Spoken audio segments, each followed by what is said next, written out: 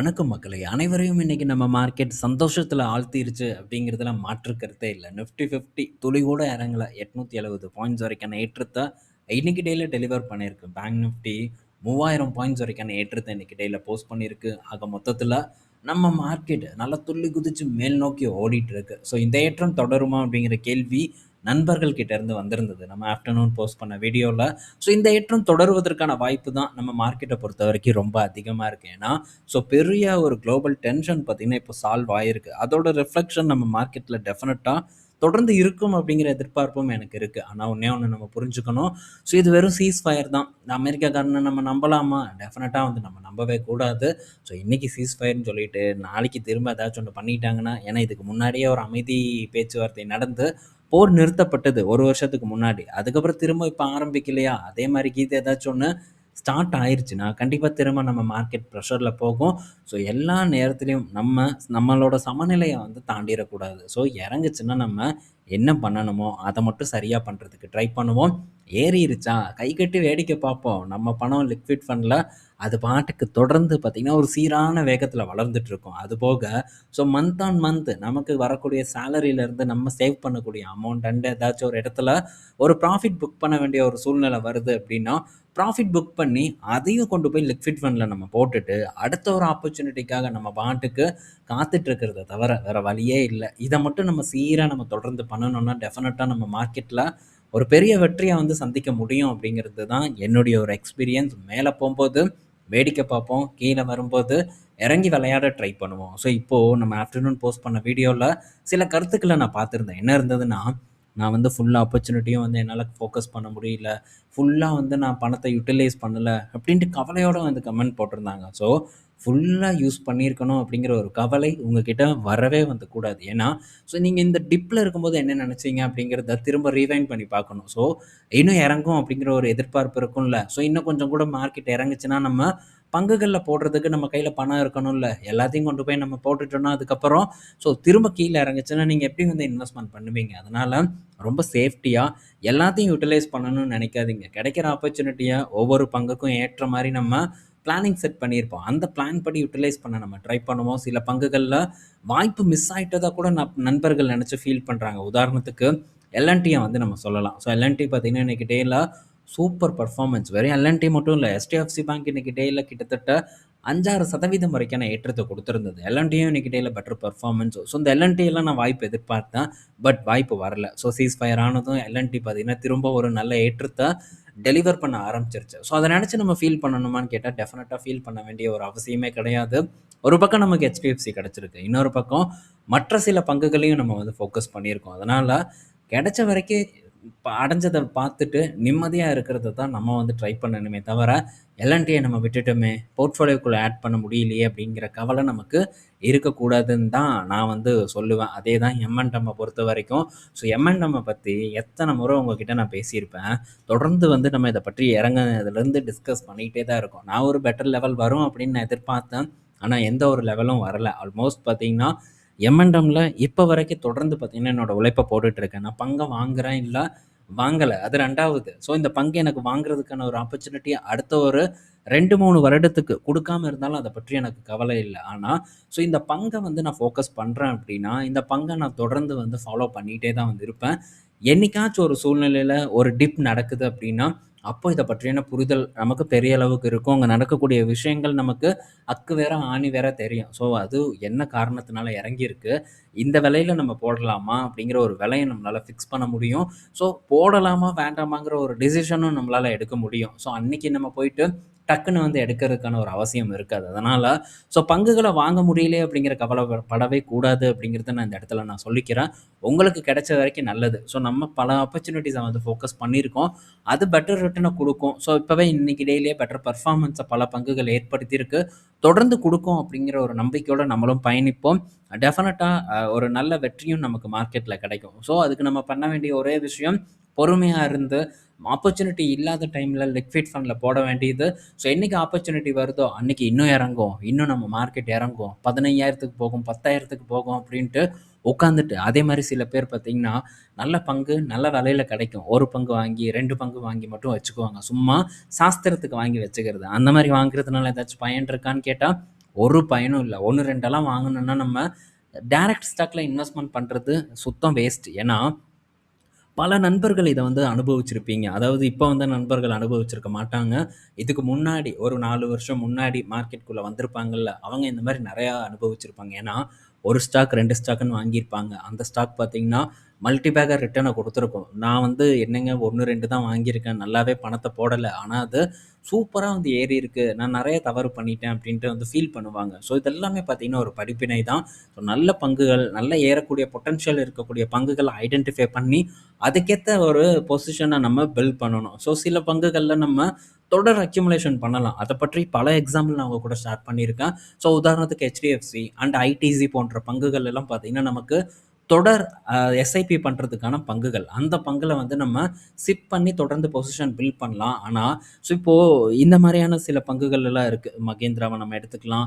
So மற்ற பங்குகள் கூட நம்ம எடுத்துக்கலாம். வேற விதமான பங்குகள். ஸோ அந்த இடத்துலலாம் 1, 2, 1, 2ன்ட்டு வாங்கலாம். நல்ல ஒரு டிப் வந்ததுக்கப்புறம் 1, 2 வாங்குறதுங்கிறதே ஒரு தவறான முடிவு. அத நம்ம புரிஞ்சுக்கணும். ஸோ இப்போ ஐடிசி நம்ம ஒரு 400 கிட்ட இருக்கும்போது 1, 2ன்னு வாங்குனோம்னா ஓகே. 300 கிட்ட வரும்போது அதே 1, 2 நம்ம வாங்குனோம்னா பெரிய பொசிஷன் பில்ட் பண்ண முடியாது. ஸோ அப்ப வாங்கும்போது அட்லீஸ்ட் ஒரு நம்ம சக்திக்கு ஏற்பட்ட மாரி வந்து இன்கிரீஸ் பண்றதுக்கு வந்து ட்ரை பண்ணணும். சக்திக்கு ஏற்பட்ட மாரி முடியலையா? பொசிஷன் பில்ட் பண்ண முடியலைன்னா மியூச்சுவல் ஃபண்ட் ஒரு தரமான ஒரு வழி. ஸோ அந்த இடத்துக்கு போனோம்னா ஒரு பெட்டர் ஒரு ரிட்டர்ன வந்து நம்மளால எக்ஸ்பெக்ட் பண்ண முடியுங்கிறது என்னுடைய ஒரு கருத்து. ஸோ தொடர்ந்து நம்ம பார்ப்போம். இந்த வரக்கூடிய நாட்கள்லயும் மார்க்கெட் நல்ல பெர்ஃபார்மன்ஸ பண்ணுங்கிற ஒரு எதிர்பார்ப்பு இருக்கு. ஸோ எல்லா விஷயத்தையும் கத்துக்கிறதுக்கு நம்ம ட்ரை பண்ணுவோம். அனுபவம் பட்டா தான் அது தெரியும். ஸோ பட்டு பட்டு தெரிஞ்சுக்கிறதுக்கு நம்ம ட்ரை பண்ணிக்குவோம். ஸோ இது ஒரு ஒரு ஒரு கட்டத்தில பார்த்தீங்கன்னா, உங்கள ஒரு நல்ல அனுபவசாலியா மாற்றும். மார்க்கெட்ல நல்லா பணம் சம்பாரிக்கிறதுக்கும் அது உதவும் அப்படின்னு தான் நான் எக்ஸ்பெக்ட் பண்றேன். இப்போதைக்கு சீஸ்ஃபயர் நடந்திருக்கு. இன்கேஸ் வந்து ஃபியூச்சர்ல ஏதாச்சும் ஒரு சங்கடம், ஒரு சம்பவம் நடந்ததுன்னா, அப்போ நமக்கு ஆப்பர்ச்சுனிட்டி ஏற்பட்டதுன்னா, அகைன் நம்ம லிக்விட் ஃபண்டுக்கு வேலை குடுக்குறதுக்கு ட்ரை பண்ணுவோம். இல்லன்னா சும்மா அது பாட்டுக்கு ஒரு 6 6.5% வரைக்கான ஒரு ரிட்டர்ன வந்து குடுக்கும். சிவனேன்னு வாங்கிட்டு கம்முன்னு நம்ம பாட்டுக்கு வேடிக்கை பார்த்துட்டு உட்கார்ந்துட்டு இருக்கிறது ஒரு சூப்பர் ஐடியாங்கிறது தான் என்னுடைய ஒரு கருத்து. ஸோ இன்னைக்கு டேயில பல மார்க்கெட்டும் உலக சந்தையே பார்த்தீங்கன்னா, ஆஹா! ஓஹோன்னு ஒரு ஏற்றத்த வந்து குடுத்திருக்கு. ஸோ அதில பாகிஸ்தான் மார்க்கெட்டும் ஒண்ணு. பாகிஸ்தான் மார்க்கெட் 12,000 பாயிண்ட்ஸ் வந்து ஜம்ப் ஆயிருக்காமா. ட்ரேடிங்கே வந்து பாஸ் பண்ணியிருக்கிறதா ஒரு தகவல் எல்லாம் வந்து குடுத்துருக்காங்க. ஸோ இது மட்டும் இல்ல. பாகிஸ்தான் மார்க்கெட் மட்டும் இல்ல. இதெல்லாம் நமக்கு தேவையில்லாத மார்க்கெட். அண்ட் இந்த யுஎஸ் மார்க்கெட் பார்த்தீங்கன்னா, இன்னைக்கு டேல சூப்பரான ஒரு ஏற்றத்த வந்து போஸ்ட் பண்ணிட்டு இருக்கு. நாஸ்டாக் பாருங்க 3% வரைக்கான ஏற்றம் நடந்திருக்கு. ஸோ பல பங்குகள் இன்னைக்கு பெட்டர் பெர்ஃபார்மன்ஸ வந்து போஸ்ட் பண்ணிட்டு இருக்கு யுஎஸ் மார்க்கெட்ட பொறுத்தவரைக்கும். அதுல ஸ்டெலன்டிஸ் இன்னைக்கு டேல கிட்டத்தட்ட ஒரு 7% வரைக்கான ஒரு ஏற்றத்த குடுத்துட்டு இருக்கு. இன்டெல் பார்க்கும்போது 9% வரைக்கான ஏற்றத்த இன்னைக்கு டேல டெலிவர் பண்ணிட்டு இருக்கு. ஸோ இன்டெல் பற்றியான ஒரு செய்தி இருக்கு. அத டிஸ்கஸ் பண்ணும்போது இன்டெல் சார்ட்ட நம்ம பார்ப்போம். அண்ட் ஸ்டெலன்டிஸ பற்றியும் ஒரு சின்ன ஒரு ஓவர் வியூவா அப்ப வந்து நம்ம டிஸ்கஸ் பண்ணுவோம். இப்போதைக்கு நம்ம மார்க்கெட் அப்டேட் பார்ப்போம். அதுல நம்ம ஃபர்ஸ்ட் பார்க்க போறது டிசிஎஸ் பற்றியான அப்டேட். டிசிஎஸோட ரிசல்ட் பார்த்தீங்கன்னா நாளைக்கு இருக்கு. என்ன பொறுத்தவரைக்கும் ஒரு மாடரேட் ரிசல்ட் வரும்னு எக்ஸ்பெக்ட் பண்றேன். அனலிஸ்ட் என்ன எக்ஸ்பெக்ட் பண்றாங்கன்னா, இந்த டாலரோட மதிப்பு கூடுனனால நல்ல ஒரு வருமானம் இருக்கும் அப்படிங்கிற எதிர்பார்ப்பு வச்சிருக்காங்க. ஸோ வெயிட் பண்ணி பார்ப்போம். கன்ஃபார்ம் ஒரு டிவிடெண்ட் வந்து நமக்கு குடுப்பாங்க. பெட்டர் பெர்ஃபார்மன்ஸ டிசிஎஸ் குடுக்குறாங்களாங்கிறத பொறுத்திருந்து நம்ம பார்க்கலாம். ஸோ அடுத்தது Zoho கிட்ட இருந்து ஒரு அப்டேட். Zohoவோட FY25 ரெவென்யூ பார்த்தீங்கன்னா 12,000 கோடியாமா. ப்ராஃபிட் ஒரு 3,191 கோடி வந்து பண்ணியிருக்காங்க. நல்ல ஒரு பெர்ஃபார்மன்ஸ் பண்ணியிருக்காங்க. பட் உண்மையா என்னன்னுலாம் தெரியல. சூப்பரான ஒரு பெர்ஃபார்மன்ஸா இருக்கு இத பார்க்கும்போது. அப்படி பார்த்தா ஒரு காலாண்டுக்கு கிட்டத்தட்ட 800 கோடிக்கு கிட்ட பார்த்தீங்கன்னா, இவங்க ப்ராஃபிட் வந்து பண்ணிட்டு இருக்கிற மாரி தான் ஒரு ப்ரொஜெக்ஷன் நடக்குது. கரெக்ட்டா ஒரு 800 கோடி கிட்ட. 800 கோடிங்கிறதே ஒரு பெரிய அமௌண்ட்டா தானே தெரியுது. ஸோ பார்ப்போம். இது உண்மையா என்னங்கிறத நமக்கு காலம் வந்து பதில் சொல்லும். அடுத்தது HPCL கிட்ட இருந்து ஒரு அப்டேட் என்னன்னா, HPCL வந்து ஒரு 79,450 கோடி மதிப்பிலான ஒரு ரிஃபைனரி ப்ராஜெக்ட்ட வந்து ஸ்டார்ட் பண்றாங்க. இதுக்கு பிரைம் மினிஸ்டர் மோடி பார்த்தீங்கன்னா, ஒரு இது பண்ணிட்டாங்க. இனாகுரேஷன் பண்ணி முடிச்சாச்சு. ஸோ ராஜஸ்தான் கவர்மெண்ட் கூட சேர்ந்து பண்றாங்க. இதில 70% ஸ்டேக்க இந்த ஜாயிண்ட் வென்ச்சர்ல HPCL ஹோல்டு பண்ணுவாங்க. பேலன்ஸ் ஸ்டேக்க ராஜஸ்தான் கவர்மெண்ட் ஹோல்டு பண்ணுவாங்க அப்படின்ட்டு தகவல் நமக்கு கிடைச்சிருக்கு. இது HPCL பொறுத்தவரைக்கும் ஒரு மிகப்பெரிய ஒரு ப்ராஜெக்ட்டா பார்க்கப்படுது. ஸோ பங்க பொறுத்தவரைக்கும் ஒரு நல்ல செய்தி தான். ஸோ நெக்ஸ்ட் பார்த்தீங்கன்னா, இந்த எலக்ட்ரிக் வெஹிக்கிள் அப்டேட். ஸோ இந்த எலக்ட்ரிக் வெஹிக்கிள் எல்லாம் 1 வருடம், 2 வருடத்துக்கு முன்னாடி வரும்போது, பெட்ரோல் வெஹிக்கிள் எல்லாம் முடிஞ்சுச்சு. இன்னும் பெட்ரோல் பங்க்லாம் என்னங்க பண்ணும் அப்படிங்கிற கேள்வி பலரும் வந்து கேட்டுட்டு இருந்தாங்க. ஆனா அத்தனை வண்டி ரோட்ல ஓடிட்டு இருக்கு. இருந்தாலும் எலக்ட்ரிக் பார்த்தீங்கன்னா முடிச்சிரும் அப்படிங்கிற ஒரு இது இருந்தது. இப்போ பெட்ரோல் விலை ஏறுதுன்னோனே பங்க்ல போய் அடிச்சு புடிச்சு போய் நின்ன அ ஆட்கள் நெறைய பேர் இருக்காங்க. ஸோ இன்னும் பார்த்தீங்கன்னா பெட்ரோல் வண்டிகள் வித்துட்டு தான் இருக்கு. நெறையாவே வித்துட்டு இருக்கு. 2030க்குள்ள ஐசி வாகனங்கள் எல்லாத்தையும் ஒழிச்சிருவோம் அப்படின்ட்டு யூரோப்ல சொன்னாங்க. ஆனா, அங்க இருக்கக்கூடிய நிறுவனங்கள் அப்படியெல்லாம் பண்ணா இங்க எவனும் வாங்க மாட்டான். ஸோ எல்லாரும் பார்த்தீங்கன்னா, ஐசிஇ தான் வந்து விரும்புறாங்க அப்படின்ட்டு அத வந்து தள்ளி போட சொல்ட்டாங்க. இப்ப எல்லாருமே அந்த பிளான ஸ்கிராப் பண்ணிட்டு இருக்காங்க. ஈவி பிளான. ஸோ அதனால அது பாட்டுக்கு ஓடிட்டு தான் இருக்க போகுது. எலக்ட்ரிக் வெஹிக்கிள் கொஞ்சம் கொஞ்சமா பார்த்தீங்கன்னா, குரோத் அடையும் அப்படின்ட்டு நம்ம நம்பலாம். ஸோ நெக்ஸ்ட்டு எலக்ட்ரிக் வெஹிக்கிளோட குரோத் பார்க்கும்போது 24% குரோத்த FY 26ல அடைஞ்சிருக்கு. இதுல டாடா மோட்டார்ஸ் பார்த்தீங்கன்னா, நம்பர் 1 பொசிஷன்ல இருக்காங்க. கார பொறுத்தவரைக்கும் 78,811 யூனிட் வித்திருக்காங்க. ஸோ இவங்க தான் வந்தாங்க நம்ம எலக்ட்ரிக் வெஹிக்கிள் மார்க்கெட்ல. 2வது JSW, லாஸ்ட்டா மகீந்திரா வந்தாங்க. லாஸ்ட்டா வந்தாலும் நல்ல ஒரு குரோத் அடைஞ்சிருக்காங்க பாருங்க. 42,000 யூனிட்ட வந்து வித்திருக்காங்க. ஸோ இது ஏதோ நான் பெருமைக்கு சொல்றேன்னு நினைக்காதீங்க. நீங்களே டேட்டா எடுத்து போய் பார்த்தா தெரிய போகுது. என்கிட்ட மகீந்திரா ஸ்டாக்கும் இல்ல. இருந்தாலும் சொல்றதுக்கான ரீசன் எது நடக்குதோ அத சொல்லணும் அப்படிங்கிறது ஒரே காரணத்துக்காக தான் சொல்றோம். லேட்டா வந்தாங்க. அவங்க விக்கக்கூடிய வாகனங்களோட விலை என்ன அப்படிங்கிறதும் எல்லாத்துக்கும் தெரியும். ஸோ நல்ல டிமாண்ட் பார்த்தீங்கன்னா மகேந்திராக்கு இருக்கு. அடுத்த வருடத்துல MGய பார்த்தீங்கன்னா முடிச்சு விட்டுருவாங்க அப்படின்னு தான் நான் எக்ஸ்பெக்ட் பண்றேன். ஆனா இந்த MG என்ன பண்றாங்க? புது புது சைனா வண்டிகளோட சேர்ந்து இறக்கறதுக்கு பிளான் பண்ணிட்டு இருக்காங்க. அது ஏதாச்சும் ஒரு இடைஞ்சல குடுக்குமாங்கிறத நம்ம வெயிட் பண்ணி வந்து பார்ப்போம். ஸோ இன்னும் சில வருடங்களுக்கு டாடா மோட்டார்ஸ் இடத்துல இருப்பாங்கன்னு நான் எக்ஸ்பெக்ட் பண்றேன். நெக்ஸ்ட்டு இன்டெல் கிட்ட இருந்து அப்டேட்டு. ஸோ இன்டெல் பார்த்தீங்கன்னா, கூகுள் அண்ட் அமேசான் கூட ஒரு பேச்சுவார்த்தை நடத்திட்டு இருக்காங்க. எதுக்குன்னா, அவங்களுடைய ஏஐ சிப்ப இன்டெல் தயாரிக்கிறதுக்கு, அவங்களுடைய ஃபவுண்டரில வந்து மேனுஃபேக்சர் பண்றதுக்கான ஒரு இத வந்து பண்ணிட்டு இருக்காங்க. ஒரு பேச்சுவார்த்தை வந்து நடந்துட்டு இருக்கு. ஸோ ஃபவுண்டரி டெஃபினட்டா இவங்களுக்கு ஒரு பெரிய ஒரு ஒரு ஒரு லாபத்த அள்ளி குடுக்கும், வருமானத்த ஏற்படுத்துங்கிறது இன்னைக்கு நம்ம நெனச்சது இல்ல. ஸோ இன்டெல என்னைக்கு ஃபோக்கஸ் பண்ணோமோ, அன்னைக்கே நம்ம இத பற்றி டிஸ்கஸ் பண்ணியிருக்கோம். ஸோ ஃபவுண்டரி பிசினஸ் இவங்களுக்கு ஒரு அடிஷ்னல் ஒரு குரோத் டிரைவரா இருக்கும் அப்படின்னு தான் நம்ம எதிர்பார்த்தோம். என்னதான் சிப்ல வந்து சொதப்புனாலும், ஃபவுண்டரில அவங்க கலக்குவாங்க. அதே மாரி அவங்க சிப்ல சொதப்புறதுக்கான ரீசன் பற்றியும் நம்ம பலமுறை பேசியிருக்கோம். ஸோ வேணும்னு பண்ணது தான். அப்படிதான் நான் பார்க்குறேன். எனக்கு சந்தேகம் தான். ஏன்னா நான் டக்குன்னு நம்ப மாட்டேன். என்கிட்ட இந்த பங்கு இருக்கு. இருந்தாலும் நான் குறை தான் சொல்றேன். ஏன்னா வேணும்னு பண்ண மாரியே தான் ஃபீலிங் எனக்கு ஏற்படுது. இவங்களே அவங்களுடைய சிப்போட பெர்ஃபார்மன்ஸ கில் பண்ணியிருக்காங்க அப்படிங்கிறத நான் அடிச்சு சொல்லுவேன். இதுக்கு முன்னாடியும் சொல்லியிருக்கேன். ஒரு ஆர்டிக்கிள் போடுறேன். அதில பார்க்கும்போது உங்களுக்கு இப்படியெல்லாமா பண்ணுவானுங்க? இப்படியெல்லாம் பண்ணி வேலைத்தனத்த பண்ணுவானுங்களாங்கிற ஒரு ஒரு கேள்வி உங்களுக்கு வரும். அந்த கேள்வியினால என்ன நடக்கும்னா, ஒவ்வொரு பங்கையும் நீங்க வேற ஒரு கண்ணோட்டத்துல பார்ப்பீங்க. இதுதான் எனக்கு வேணும். ஸோ நீங்க ஒரு பங்க வேற ஒரு கண்ணோட்டத்துல பார்க்கணும். ஒரு பங்கு மேல காதல் வரக்கூடாது உங்களுக்கு. ஸோ என்னதான் வந்து அங்க என்ன நடக்குது அப்படிங்கிறத நம்ம புரிஞ்சுக்கணுமே தவிர, ஸோ இந்த பங்க பற்றி நம்ம வாதத்துக்கு யார் கூட வேணா வந்து பேசலாம். ஆனா உண்மை என்ன?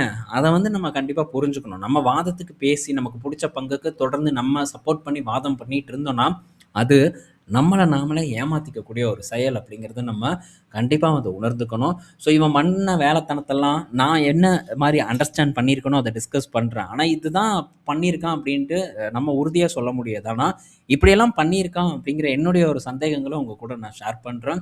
அடுத்தது இந்த ஸ்டெலன்டீஸ். இவன் பண்ணதே எனக்கு வந்து பார்த்தீங்கன்னா, சரியா படல. இவனையும் வந்து நான் ஃபோக்கஸ் பண்ணியிருக்கேன். ஆனா, ஸோ இப்ப ரீசென்ட்டா ஒரு $25 பில்லியன் ஒரு ரைட் ஆஃப் இந்த ரீஸ்ட்ரக்சரிங் நடந்தது. இதுவே பார்த்தீங்கன்னா, என்னால ஏத்துக்கவே முடியல. ஸோ ஈவில வந்து இவ்வளோ பெரிய அளவுக்கு ரீஸ்ட்ரக்சரிங் பண்ணி இத்தன செலவு இதாயிருக்கா அப்படிங்கிறதெல்லாம் என்னால நம்ப முடியல. ஸோ ஏதோ சொல்றானுங்க சரின்னு வந்து நம்ம கேட்டுக்குவோம். இப்போ புது சிஇஓ பார்த்தீங்கன்னா, திறமையா செயல்பட்டுட்டு வந்துட்டு இருக்காங்க. கரெக்ட்டா பிரைஸ் பண்ணியிருக்காங்க.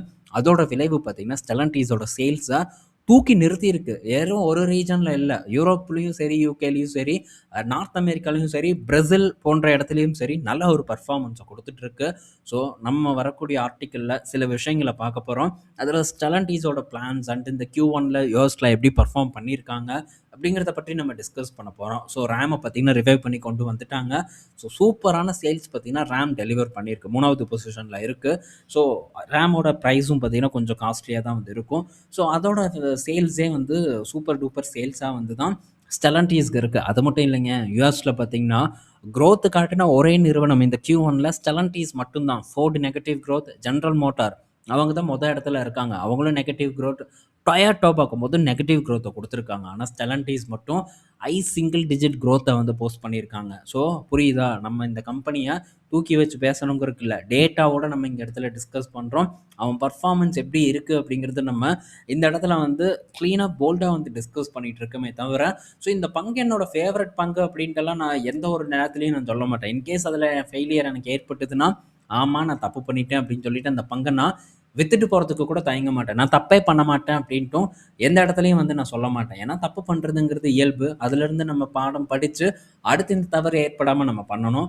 ஸோ இதெல்லாம் நம்ம தொடர்ந்து பார்க்க என் கூட தொடர்ந்து உங்களுடைய பயணம் இருக்கும் வர, நான் கத்துக்கிறத நீங்களும் டெஃபினட்டா கத்துக்குவீங்க அப்படின்னு தான் நான் எக்ஸ்பெக்ட் பண்றேன். ஸோ பல நண்பர்களுக்கும் இது உதவியா இருக்கும் அப்படின்ட்டு நான் எக்ஸ்பெக்ட் பண்றேன். ஸோ நம்ம அடுத்து இன்னொரு ஒரு வீடியோல மீட் பண்ணுவோம். ஸோ இந்த உட்கர் ஸ்மால் ஃபினான்ஸ் பேங்க் பற்றியான ஒரு ஆர்டிக்கல் வந்து வெப்சைட்ல போஸ்ட் பண்ணியிருக்கேன். ஸோ அதில நான் கொஞ்சம் நல்லா டீட்டெயில்டாவே எழுதியிருப்பேன். அத படிக்கும்போது உங்களுக்கு சில புரிதல்கள் வந்து ஏற்படலாம். ஸோ செக் பண்ணி பாருங்க என்ன நடந்திருக்குன்னு. இதே மாரி மற்ற இது இந்த என்பிஎஃப்சி, மைக்ரோ ஃபினான்ஸ் கொடுக்கக்கூடிய, அன்செக்யூர்ட் லோன் கொடுக்கக்கூடிய நிறுவனங்கள் இதெல்லாம் பண்ணியிருக்காங்களா? ஸோ இந்த ஸ்பந்தனாவ கூட நீங்க எடுத்துக்கோங்க. ஸோ அவங்களுடைய அடுத்த கட்ட ஒரு குரோத் எப்படி இருக்கும்? அடுத்து அவங்க என்ன பண்ண போறாங்க? அப்படிங்கிற திட்டம் உங்களுக்கு தெரியுமா? ஸோ ஏன்னா இந்த மாரியான பங்குகள முதலீடு பண்றதுக்கு ரீட்டெயில் இன்வெஸ்டர்ஸ் ரொம்ப ஆர்வமா இருக்காங்க. ஆனா, அவங்களுடைய செயல் திட்டம் என்ன அப்படிங்கிறத பாருங்க. ஜஸ்ட் HDFCலேருந்து, SBIலேருந்து ஒரு சிஇஓ வந்துட்டான் அப்படிங்கிறதுக்காக, அந்த பங்க நம்ம உட்காந்துட்டு பிரைஸ் பண்ணிட்டு வாங்கணும் அப்படின்ட்டு ஆடிட்டு இருக்கக்கூடாது. அத வந்து உங்களுக்கு புரிதல் இருக்கா? என்ன அப்படிங்கிறத அந்த ஆர்டிக்கிள் உங்களுக்கு உணர்த்தும். ஸோ டைம் இருந்ததுன்னா செக் பண்ணி பாருங்க. யாரையும் பார்த்தீங்கன்னா இந்த இடத்துல நான் கட்டாயப்படுத்தல. ஓகே. ஸோ இந்த வீடியோ பயனுள்ளதா இருக்கும்னு நான் நினைக்கிறேன். நாளைக்கு நம்ம இன்னொரு ஒரு வீடியோல மீட் பண்ணுவோம். பாய் மக்களே.